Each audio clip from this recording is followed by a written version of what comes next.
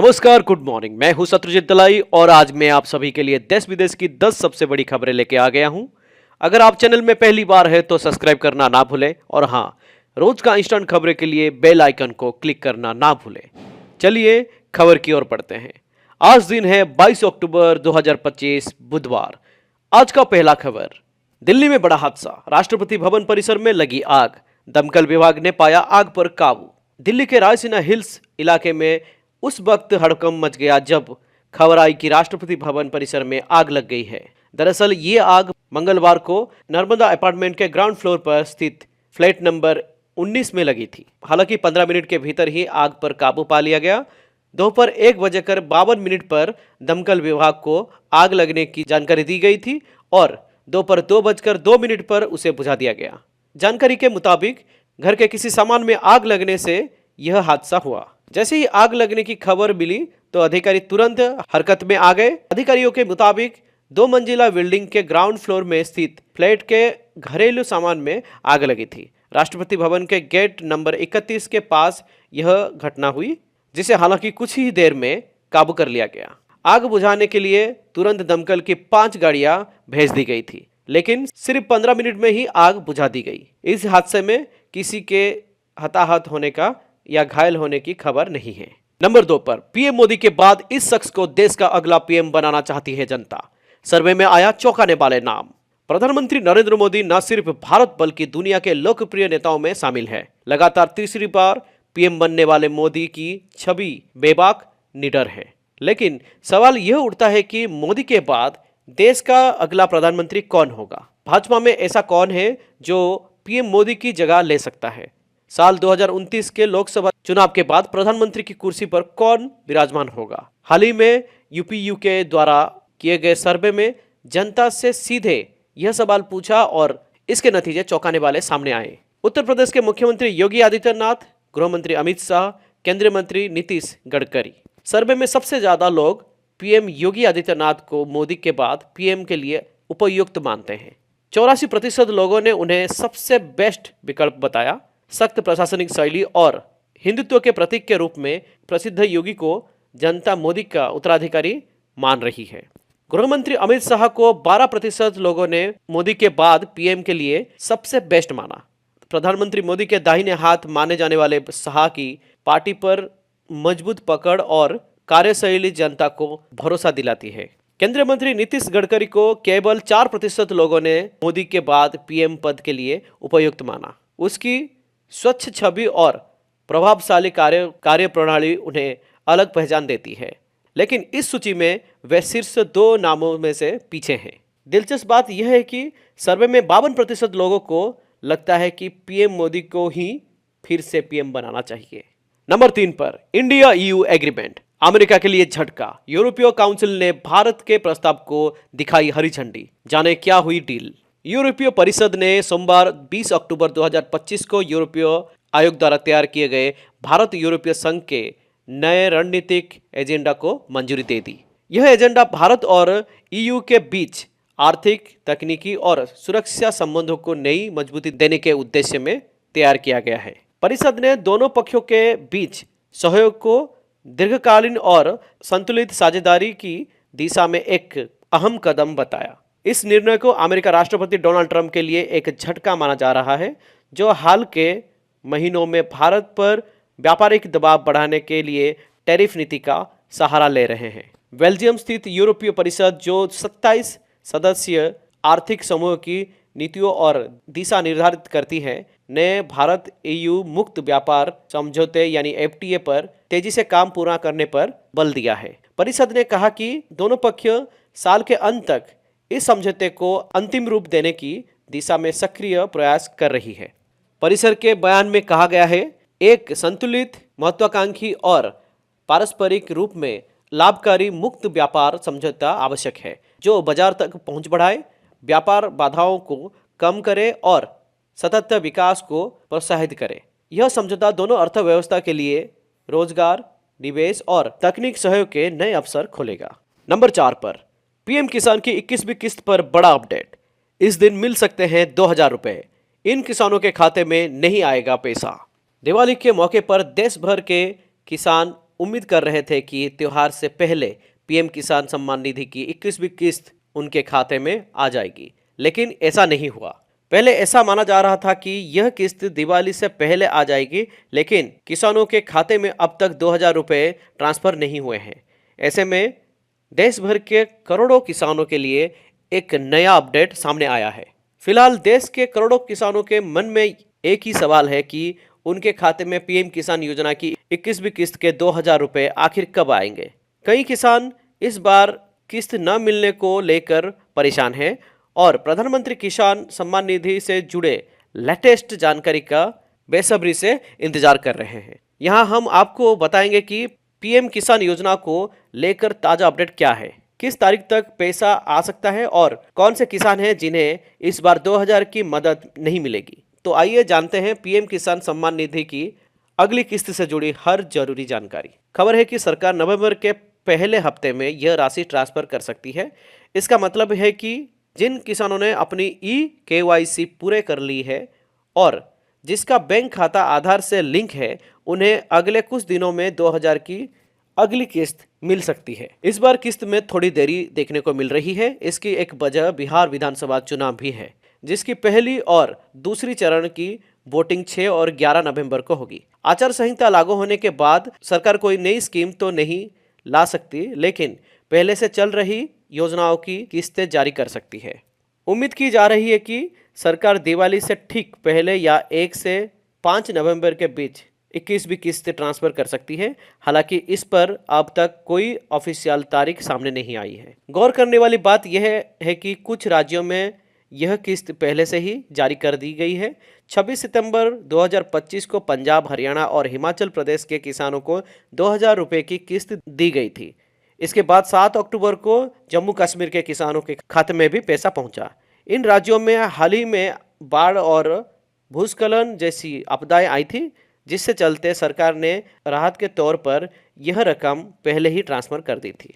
अगर आपने अभी तक पीएम किसान की KYC नहीं करवाई है या अपना बैंक खाता आधार लिंक नहीं है, तो अपने खाते में यह किस्त नहीं आएगी। सरकार ने साफ कहा है कि बिना KYC के किसी को भी पैसा नहीं मिलेगा। इसके अलावा जिन किसानों ने 1 अक्टूबर 2019 के बाद जमीन खरीदी है, उन्हें अगले 5 साल तक यह योजना का लाभ नहीं मिलेगा। केवल विरासत में मिली जमीन वाले मामलों में ये नियम लागू नहीं होता।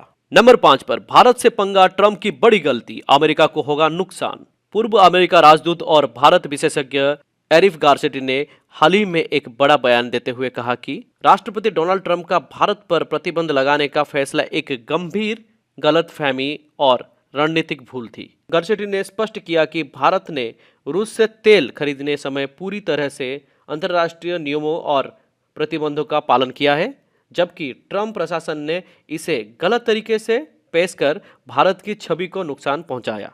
गारसेटी के मुताबिक भारत कोई विस्तारवादी राष्ट्र नहीं है और न ही किसी अन्य देश पर कब्जा जमाने की कोशिश करता है। भारत अपनी बहुपक्षीय विदेश नीति के तहत, उन्होंने कहा कि भारत की नीति नॉन अलाइनमेंट है, जिसे देशवासियों में गर्व की भावना के साथ अपनाया गया है। भारत की यह नीति न केवल आर्थिक और रणनीतिक हितों को सुरक्षित करती है, बल्कि उसकी वैश्विक प्रतिष्ठा को भी मजबूत देती है। भारत ने रूस से तेल की खरीदारी की, लेकिन यह खरीद एक निश्चित शुल्क सीमा के अंतर्गत हुई।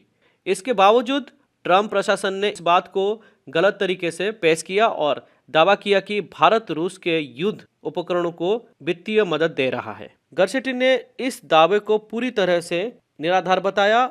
उनका कहना है कि भारत ने ऐसा कुछ नहीं किया जिससे वैश्विक शांति को खतरा हो। गारसेटी ने यह भी कहा कि भारत और अमेरिका के बीच संबंधों में मतभेद तो आते रहे हैं, लेकिन दोनों देशों के बीच सहयोग के बहुत मजबूत अवसर है। उन्होंने बताया कि भारत की मजबूत कूटनीति और बहुपक्षीय दृष्टिकोण उसे वैश्विक राजनीति में एक अनूठा और प्रभावशाली स्थान देते हैं। उन्होंने चेतावनी दी कि भारत के साथ संबंध बिगाड़ना अमेरिका के लिए, भारत वैश्विक स्थिरता और शांति में योगदान देने वाला देश है और उसकी कूटनीति बिना किसी दबाव या बाहरी प्रस्ताव के चलती है। इसलिए ट्रंप प्रशासन के दौरान भारत पर लगाए गए प्रतिबंध और आरोपों को दोबारा सोचने की जरूरत है। नंबर 6 पर जिसने हमें छेड़ा उसकी जड़ें उखड़ गई, बीएलए के अटैक से कांपे शहबाज मुनीर। अब तालिबान चीफ ने पाकिस्तान को तबाह करने की दी धमकी। पाकिस्तान और अफगानिस्तान कभी भाई भाई होने का दावा करते थे, लेकिन आज हालात ऐसे हैं कि पाकिस्तान देश के लोगों पर बमबारी करता है, मासूम बच्चों और बुजुर्ग पर हमले करता है। बदले में जब अफगान सेना ने उसे उनकी औकात दिखाई और हथियार और टैंक जब्त कर लिए, तो अब वह खुली धमकियां दे रहा है। इसी संदर्भ में तालिबान के सेना प्रमुख फसीउद्दीन फितक ने खुलेआम कहा है कि जो कोई भी अफगान को भड़काएगा उसकी जड़ें उखाड़ दी जाएगी। तालिबान के सेना प्रमुख फसीउद्दीन फितक ने अफगानिस्तान के इतिहास को याद करते हुए इस्लामाबाद को चेतावनी दी है। तालिबान के सेना प्रमुख ने कहा, इतिहास पलटकर देखिए, जो कोई भी हमारे देश पर हमला करने की कोशिश करता है वह अंततः अपनी जड़ों पर ही हमला करता है। तालिबान के सेना प्रमुख की यह टिप्पणी दोहा में पाकिस्तान और अफगानिस्तान के बीच युद्ध विराम समझौते पर हस्ताक्षर के एक दिन बाद आई है। इससे पहले पाकिस्तान के रक्षा मंत्री ने कहा था कि युद्ध विराम तभी मान्य है जब अफगानिस्तान अपनी सेना को अपनी सीमा पार करने से रोके। पाकिस्तान अफगानिस्तान समझौते के बाद पाकिस्तान सेना और तालिबान के बीच कई दिनों से चल रही हिंसक झड़पें बंद हो गई है। हालांकि दोनों पक्षों के बीच तनाव बना हुआ है। अफगानिस्तानी मीडिया रिपोर्ट्स के अनुसार फसीउद्दीन फितरत ने कहा, इतिहास गवाह है कि जो भी हमारे देश में घुसा उसके अपनी जड़ें खुद खोद दी। भविष्य में जो भी अफगानिस्तान की धरती पर घुसने की कोशिश करेगा उसे निर्णायक और विनाशकारी जवाब मिलेगा। उन्होंने कहा कि हाल ही में पाकिस्तानी सेना के हमले में अफगान नागरिक मारे गए हैं और अफगानिस्तान इस्लामिक अमीरात इस मामले में पीछे नहीं हटेगा। नंबर 7 पर इंडियन एयरफोर्स की ताकत देखकर तिलमिलाए चीन एक्सपर्ट, बोले भारत की रैंकिंग जंग के मैदान में। चीन को पीछे छोड़कर भारतीय वायुसेना दुनिया की तीसरी सबसे शक्तिशाली एयरफोर्स के तौर पर रैंक किया गया है, जिसकी भारत में ही नहीं चीन में भी खूब चर्चा हो रही है। वहां के एक एक्सपर्ट ने चीनी वायुसेना के पिछड़ने पर मायूसी जताई और भारत की उपलब्धि पर अपनी चिढ़ निकाली है। उन्होंने कहा है कि सेनाओं की असली रैंकिंग जंग के मैदान में होती है, पेपर्स पर नहीं। उन्होंने कहा कि बड़ा चढ़ाकर किए गए गलत आकलन से किसी को भी लाभ नहीं होगा। न्यूज वीक की रिपोर्ट के अनुसार world directory of model military aircraft यानी WDMMA ने 103 देशों और 129 एयर सर्विसेज, आर्मी, नेवी और समुद्री विमानन शाखाओं की रैंकिंग की है। लिस्ट में भारत ने चीन को पीछे छोड़ते हुए दुनिया की तीसरी सबसे शक्तिशाली वायुसेना का खिताब हासिल कर लिया है। अमेरिका पहले नंबर पर है और दूसरे पर रूस है। नंबर 8 पर दीपावली पर जश्न के बीच जख्म, पटाखे और करंट से 200 से ज्यादा लोग घायल, 4 महीने का नवजात भी शामिल। दीपावली पर उल्लास और आनंद के बीच कई लोगों को अस्पताल का रुख करना पड़ा। कहीं पटाखे लगाते समय आंख और हाथ को नुकसान हुआ तो कहीं दिए की तिली ने झुलसाया। तो वहीं इलेक्ट्रिक झलर सजाने के दौरान भी लोग करंट की चपेट में आ गए। एम्स, सफदरजंग और लोकनायक अस्पताल में 19 अक्टूबर से दीपावली की रात तक 206 घायल पहुंचा। घायलों में से 4 महीने का नवजात भी शामिल है। एम्स में कुल 29 और लोकनायक अस्पताल में 8 मरीजों को बर्न एंड प्लास्टिक सर्जरी विभाग में भर्ती कराया गया। जानकारी के मुताबिक एम्स दिल्ली में 19 अक्टूबर से अब तक ऐसे कुल 60 मरीज पहुंच चुके हैं। घायलों में एक 4 महीने का बच्चा भी शामिल है। 10 वर्ष के और 20 वर्ष के बीच 23, 20 से 40 वर्ष के बीच 27 और 40 से 60 वर्ष के बीच के 7 मरीज पहुंचे, जिनमें से लगभग आधे को उपचार के बाद छुट्टी दी गई। वहीं 29 घायलों को भर्ती करना पड़ा। Burn and plastic surgery ward में 19 घायल भर्ती किए गए। वहीं 10 घायलों को आईसीयू में भर्ती कराया गया है, जिनमें से 3 की हालत गंभीर है। लोकनायक अस्पताल में दिवाली की रात 13 घायल पहुंचे। इनमें से 5 को ओपीडी में ही प्राथमिक उपचार के बाद घर भेज दिया गया था। बाकी के 8 को बर्न एंड प्लास्टिक सर्जरी विभाग में भर्ती किया गया। सुबह बर्न की ओपीडी में भी 4 मरीज पहुंचे थे। वहीं सफदरगंज अस्पताल में 19-20 अक्टूबर को मिलाकर 129 घायल भर्ती किए गए। नंबर 9 पर ऋषभ पंत बने इंडिया ए के कप्तान। दक्षिण अफ्रीका के खिलाफ 2 मैचों की टीम का हुआ ऐलान। भारतीय विकेटकीपर बल्लेबाज ऋषभ पंत को इंडिया ए का कप्तान चुना गया है। 30 अक्टूबर से शुरू होने जा रही 2 4 दिवसीय मैचों की सीरीज के लिए भारतीय क्रिकेट बोर्ड की ओर से आज 21 अक्टूबर को टीम का ऐलान कर दिया गया है। साई सुदर्शन इन दोनों मैचों के लिए इंडिया ए के उप कप्तान होंगे।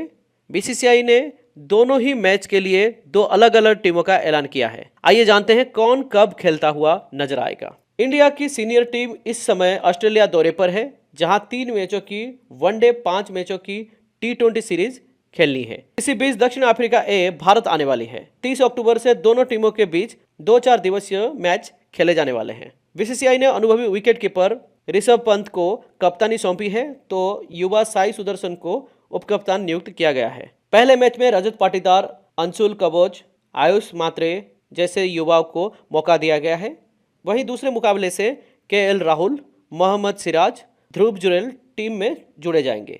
नंबर 10 पर सक्रिय हुआ चक्रवात, इन 11 राज्यों में मचाएगा तबाही। आईएमडी ने 4 राज्यों में बिजली गिरने का दिया अलर्ट। भारत में मानसून भले ही लौट गया हो, लेकिन मौसम का प्रकोप अभी खत्म नहीं हुआ है। यह सप्ताह भारत के कई राज्यों के लिए खतरनाक साबित हो सकता है। मौसम विभाग ने चक्रवात का अलर्ट जारी किया है। इसका असर समुद्री इलाकों समेत भीतरी राज्यों को भी नुकसान पहुंचाने की आशंका जताई जा रही है। मौसम विज्ञान विभाग यानी आईएमडी ने बंगाल की खाड़ी के ऊपर अंडमान निकोबार द्वीप समूह के लिए चक्रवात का अलर्ट जारी किया है, जिसके आज से जोर पकड़ने का अनुमान है। बताया कि प्रारंभिक क्षेत्रों में 23 अक्टूबर तक भारी बारिश होने का अनुमान है। चेतावनी जारी होते ही स्थानीय बंदरगाह खाली होने लगी है। आईएमडी ने बताया कि चक्रवात का असर दक्षिण प्रायद्वीप से पूर्वोत्तर, मध्य भारत, पश्चिम भारत से उत्तर भारत तक रहेगा। चक्रवात का असर केरल, तमिलनाडु, आंध्र प्रदेश, कर्नाटक, ओडिशा, महाराष्ट्र, छत्तीसगढ़, गोवा, जम्मू कश्मीर, उत्तराखंड, हिमाचल प्रदेश में देखने को मिलेगा। आज के लिए बस खबर इतना ही। कल मिलते हैं, तब तक के लिए धन्यवाद।